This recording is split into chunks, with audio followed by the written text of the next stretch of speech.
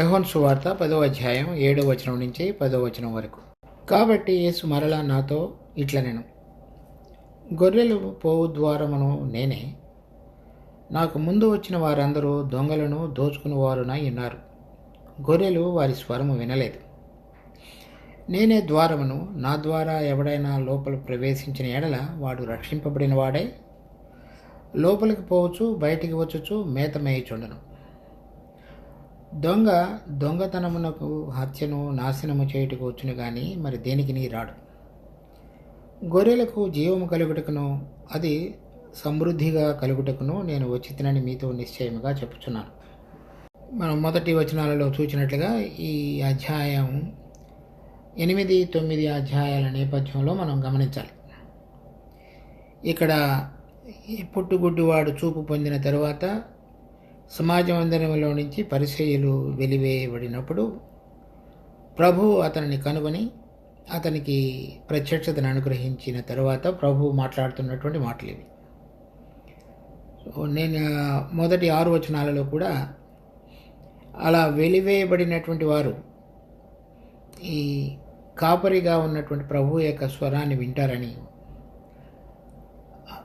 వారి యొక్క స్వరాన్ని వినటానికి ఈ గొర్రెలు అతని స్వరాన్ని వెరుగుతాయనియో, వారిని ముందుగా ఉండి నడిపిస్తాడనియో మనం చూసాం.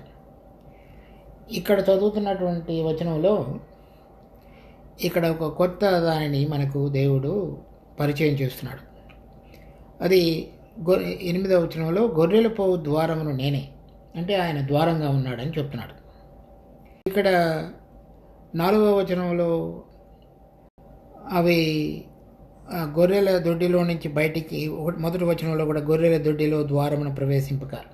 గొర్రెల దొడ్డి అనేటువంటిది చుట్టూ కంచె వేయబడి తర్వాత ఎవరు రాకుండా ఉండటానికి భద్రంగా వారి యొక్క రక్షణ కొరకు ఉంచబడినటువంటి ప్లేసు ఆ దొడ్డి అనేటువంటి స్థలం. దానిలో ఒక ద్వారం ఉంటున్నది. ఆ ద్వారం ఎదుట ద్వారపాలకుడు ఉంటాడు. ఇక్కడ ఈ ద్వారము కూడా ప్రభు అని చెప్తున్నాడు.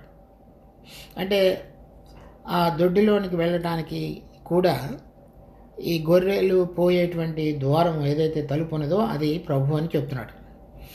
అంటే ఇక్కడ అనేక మంది పరిసయ్యులు, శాస్త్రులు, ఇంకా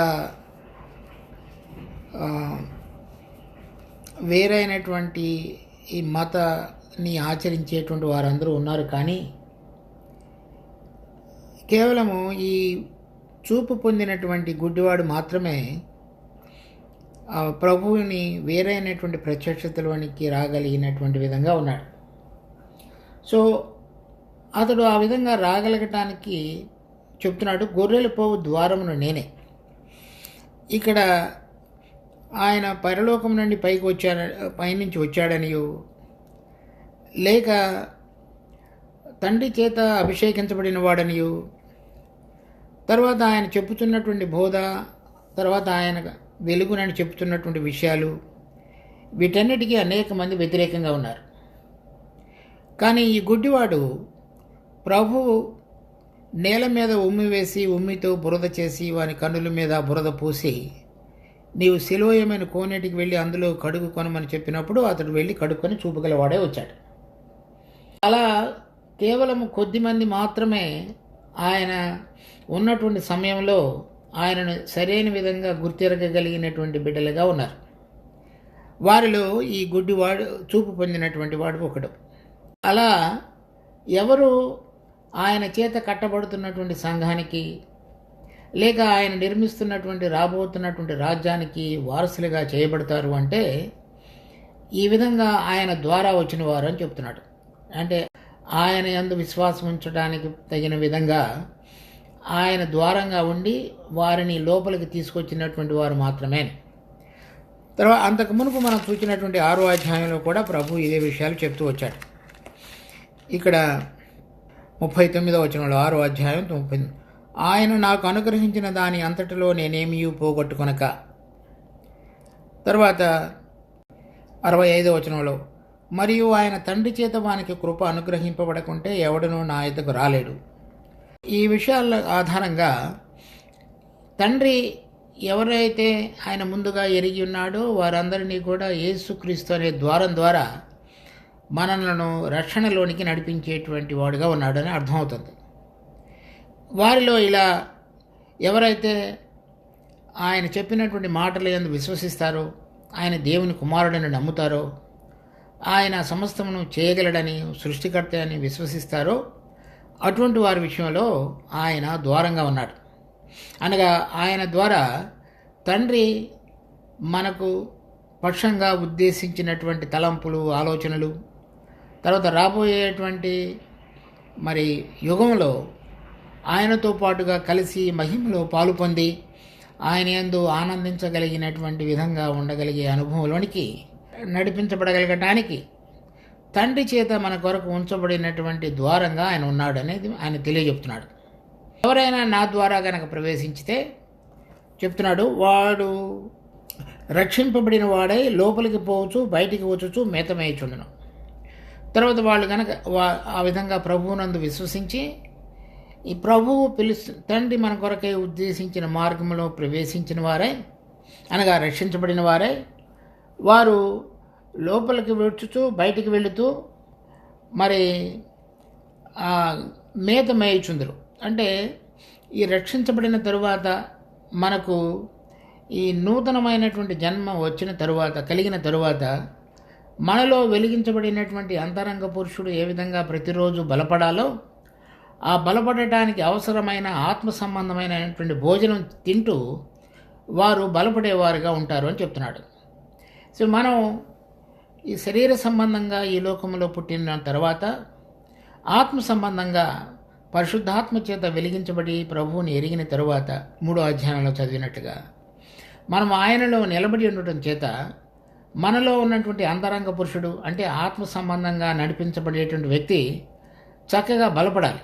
ఆ బలపడగలగటానికి ఆయన ద్వారా ప్రవేశించిన వారందరూ కూడా లోపలికి వెళుతూ బయటికి వస్తూ, అంటే ఆయన ద్వారా మంచి సహవాసత కలిగి లోకంలో జీవిస్తూ అది ప్రతి విధమైన అనుభవం చేత వారు బలపడగలిగినటువంటి విధంగా ఉండగలుగుతారు అని చెప్తున్నాడు.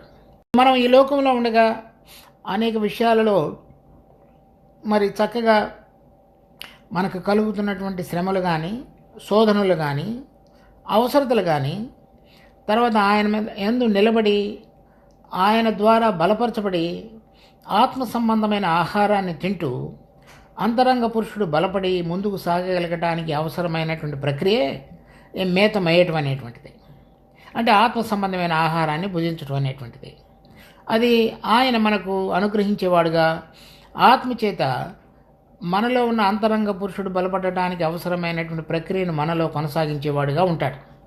అలా చెప్పిన తర్వాత 8వ వచనంలో నాకు ముందు వచ్చిన వారందరూ దొంగలను దోచుకుని వారైనారు. 10వ వచనంలో దొంగతనమును, హత్యను, నాశనం చేయుటకు వచ్చును కానీ మరి దేనికి రాడు. ఇక్కడ ఇంకొక తరగతి వాళ్ళని గురించి చెప్తున్నాడు. ప్రభు ఈ లోకంలోనికి రావడంలో వెతికి రక్షించబడటానికి ఆయన ద్వారము, రక్షించబడిన వాళ్ళు మేత మేస్తూ అంతరంగంలో ఆత్మలో బలపడటం, ఆ విషయాలను గురించి మాట్లాడుతున్నాడు. దానికి భిన్నంగా ఉన్నటువంటి కొంతమంది వ్యక్తుల గురించి మాట్లాడుతున్నాడు. వారు దొంగలు. వారు కనుక దొంగలైతే ఈ నాశనమును, హత్యను చేయుటకు వచ్చును కానీ మరి దేనికి రాడు. ఇక్కడ చెప్పబడినటువంటి ఈ తరగతి వారు ఈ పరిసయ్యులు, శాస్త్రులు, సద్దూకయ్యులు అనేటువంటి వారు ఈ రకరకాలైనటువంటి బోధలు, తర్వాత వారందరూ కూడా నిజమైనటువంటి రక్షణలోనికి నడిపించబడగలగటానికి ఆటంక కారణంగా ఉన్నటువంటి వాళ్ళే ఉన్నారు. వీరిని గురించి మత్తయి సువార్త 23వ అధ్యాయంలో ప్రభువు మాట్లాడతాడు. వారి మతంలో కలుపుకొనటానికి రకరకాలైనటువంటి ప్రయత్నాలు చేస్తారు, కానీ వారు బోధకులుగా ఇశ్రాయేలు మధ్యలో ఉంటారు, కానీ వారు వెలుగులో లేకుండా వారు గుడ్డివారిగా ఉండి మిగిలిన వారిని కూడా గుడ్డితనంలోనికి నడిపించేటువంటి వారుగా ఉన్న బోధకులుగా వారు ఉన్నారు.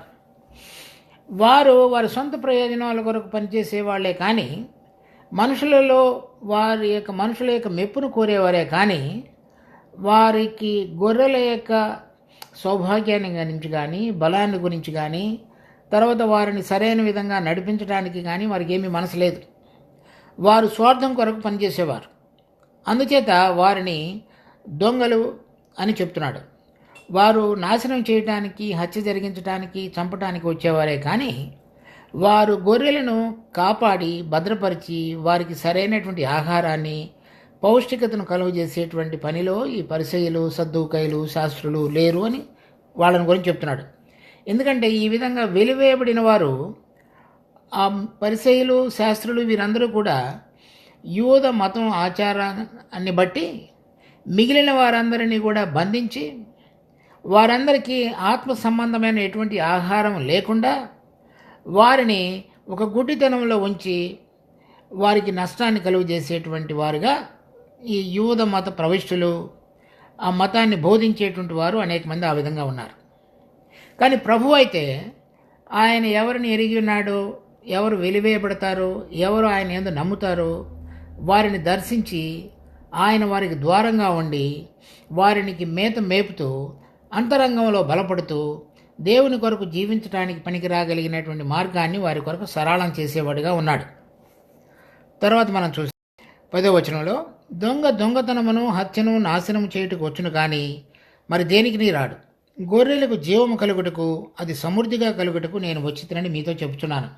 ఆయన రావడంలో కలిగిన ఉద్దేశం ఏమిటంటే మనకు జీవాన్ని అనుగ్రహించడానికి. అది మనం దేవుడి లోకమును ఎంతో ప్రేమించును కాగా తన అద్వితీయ కుమారుని యందు విశ్వాసం ఉంచువాడు జీవము కలుగునట్లు.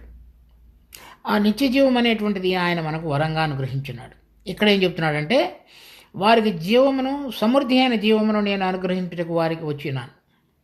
అనగా మనలో జీవం ఉండి ఆ జీవము ఏలటం అనేటువంటిది. ఈ మనలో మరి ప్రాణం ఉండొచ్చు, జీవం ఉండొచ్చు, జీవించుతున్నామనే విధంగా ఉండొచ్చు. కానీ మనము కొన్ని పనులు చేయాలంటే మనలో ఆ బలము లేక ఆ జీవానికి కావలసిన శక్తి ఉండదు. అందుచేత మనం అన్ని పనులు మరి ఆరోగ్యకరంగా ఉన్న వాళ్ళ వల్ల ఏ విధంగా ఉండాలో ఆ విధంగా అనేక సార్లు ఉండలేకపోతాం. అలా కాకుండా ప్రభువు యొక్క ద్వారం ద్వారా ప్రవేశించిన వారు, ఆయన స్వరాన్ని ఎరిగిన వారు, ఆయన ద్వారా జీవాన్ని పొందిన వారు, వారు సమృద్ధి అయిన జీవంలోనికి, అంటే దేవుని యొక్క జీవం మనలో పనిచేయటం ద్వారా ఆత్మ సంబంధమైనటువంటి పోలికలోనికి, గుణముల యొక్క అనుభవంలోనికి దేవుడు మనలను ఏ విధంగా కోరుతాడో ఆ విధంగా జీవిస్తున్నటువంటి అనుభవంలోనికి తీసుకొని రావటం అనేటువంటిది సమృద్ధి అయిన జీవం.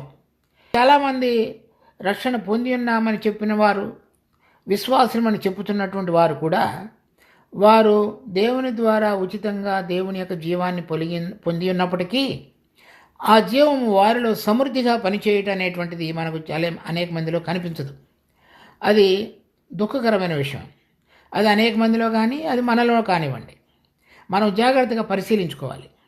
దేవుని జీవం కనుక మనలో సమృద్ధిగా పనిచేస్తున్నట్లయితే దేవుడు ఏ విధంగా ఆలోచిస్తాడో, మాట్లాడతాడో, చేస్తాడో, క్రియలు నడుస్తాడో అటువంటి విధంగా నడిపించబడుతున్నటువంటి అనుభవంలోనికి రావటం అనేటువంటిదే సమృద్ధిగా ఆ జీవం పనిచేయటాన్ని అర్థం. చూడండి, రోమాపత్రిక 5వ అధ్యాయంలో 17వ వచనం, మరణము ఒకని అపరాధం మూలమున వచ్చినదే, ఆ ఒకని ద్వారానే ఏలినేడల కృపా బాహుళ్యమును నీతిదానమును పొందువారు జీవము గలవారై మరి నిశ్చయముగా యేసుక్రీస్తు అని ఒకని ద్వారానే ఏలుదురు. అంటే జీవము కలిగి ఉండటం మాత్రమే కాకుండా ఆ జీవము వారిలో ఏలుట అనేటువంటి అనుభవంలోనికి వారు నడిపించబడతారు. అంటే తర్వాత 18వ వచనంలో చూస్తే, కాబట్టి తీర్పు ఒక అపరాధం మూలమున వచ్చినదై మనుషులందరికీ శిక్షావిధి కలుగుటకు ఎలాగో కారణమాయనో, పుణ్యకార్యము వలన కృపాదానము మనుషులందరికీ జీవప్రదమైన నీతి విధింపబడుటకు కారణమాయన. అంటే ఈ సమృద్ధి అయిన జీవము దేవుడు మన జీవితంలో కోరుతున్నటువంటి నీతి క్రియలు జరిగించడానికి అవసరమైనటువంటి విధంగా నడిపించబడుతుంది.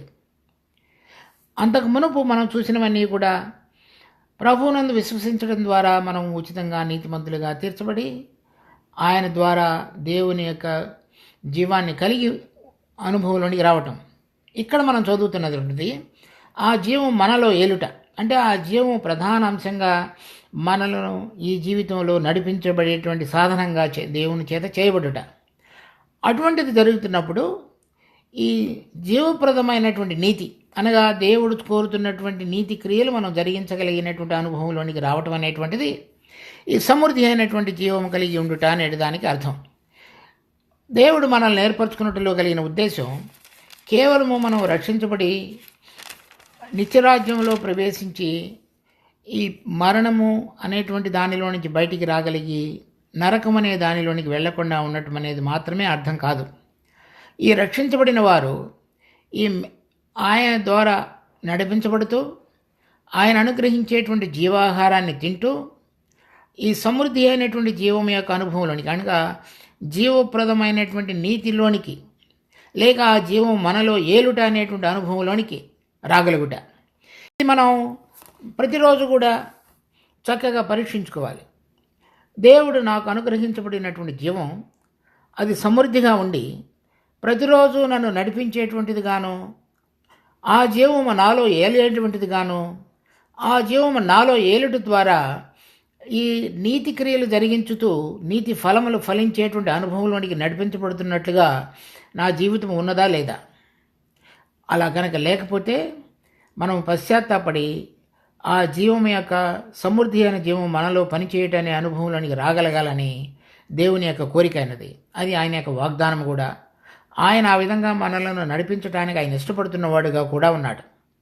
కనుక దాని అనుభవంలోనికి మనం రాగలుగుటకు ఆయన స్వరాన్ని వింటూ ఆయన ద్వారా మనం లోపలికి బయటికి వస్తూ ఆ మేతను మేస్తూ ఆత్మ సంబంధమైన జీవాహారాన్ని తింటూ ఆ నీతి క్రియలు జరిగించేటువంటి సమృద్ధి అయిన జీవంలోనికి రావాలనేటువంటిది ఆయన యొక్క ఉద్దేశం. మనము అటువంటి అనుభవంలోనికి రాగలుగుటకు దేవుడు మనకు కృప చూపించును గాక.